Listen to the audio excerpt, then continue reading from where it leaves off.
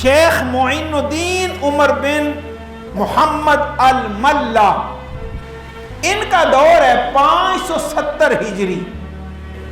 اور آپ موصل علاقہ جو ہے وہاں پر آپ ایک صالح، زاہد اور بہت بڑے عالم کے طور پہ جانے جاتے تھے، شہرت تھی آپ کی عام، لیکن یہ موصل شہر میں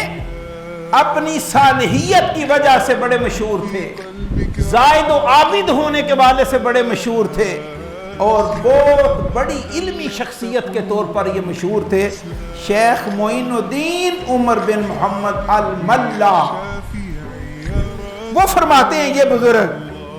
کہ شہر موصل میں سب سے پہلے میلاد شریف کا اجتماع منعقد کرنے والے شیخ عمر بن محمد ملا تھے، جن کا مشہور صالحین میں ہوتا ہے، اور شاہ اربل و دیگر لوگوں نے انہی کی اقتداء کی، اللہ ان پر بھی رحم فرما۔